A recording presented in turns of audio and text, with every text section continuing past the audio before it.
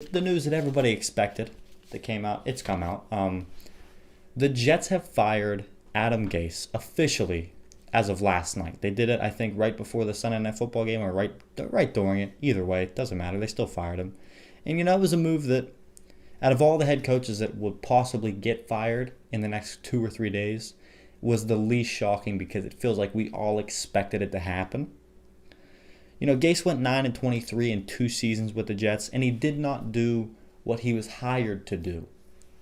He was hired to develop Sam Darnold, and it feels like in the 2 years that he spent with Sam Darnold, he caused Sam Darnold to regress. And while we don't have much to base that off of, Sam Darnold in his first season definitely looked a lot better than he does currently. And if the question now about the Jets is, do they keep Sam Darnold? They have the number 2 pick. They don't have the number 1 pick, so they're not solidified that they're going to get Trevor. Justin Fields looked great this weekend, but the question with Justin is, I don't know if there's really a question with Justin. I just said that like there's a question, but I feel like Justin should and will go number 2 at this point.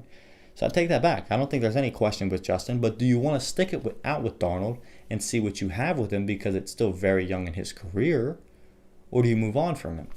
You have the number 2 pick that's going to be worth quite a bit, especially if Justin plays as well as he did versus Clemson versus Alabama. Like I said earlier, no one's shocked that the Jets released Adam Gase. But why'd they wait till the end of the season? That's the part that gets me. Who are they going after? If they wanted a shot at getting Eric Bieniemy or Robert Saleh, it feels like you should have fired Gase weeks ago. But they didn't. Who is Joe Douglas pursuing? It's interesting. A list really hasn't come out yet as far as I know. I haven't really been on Twitter for the last 20 minutes, so maybe a list has come out of who they're trying to pursue. Feels like Eric Bieniemy should be at the top of the list. Maybe Brian Dabble, I think that's how you say his name, from Buffalo, should be at the top of the list. I've heard some people, not some people that really matter, but some people that are interested in the situation say that maybe Joe Brady. But, if you wanted to get one of those good offensive gurus, why wouldn't you fire your coach weeks ago and try to get the one-up on him? Because the Falcons, they have interviews lined up with Robert Saleh and Eric Bieniemy this week. And who knows? If they fall in love with one of those guys, there's a good chance they will not get off the Zoom call with them until they are their head coach. Because that's kind of what happens. If you fall in love with the person, don't let them get right out of your door. Jeez, I stuttered that one. But don't let that person walk out of your door because you may never see him again. Because if you fell in love with him, someone else might fall in love with him. And I'm not sure who the Jets are even interested in. I said this.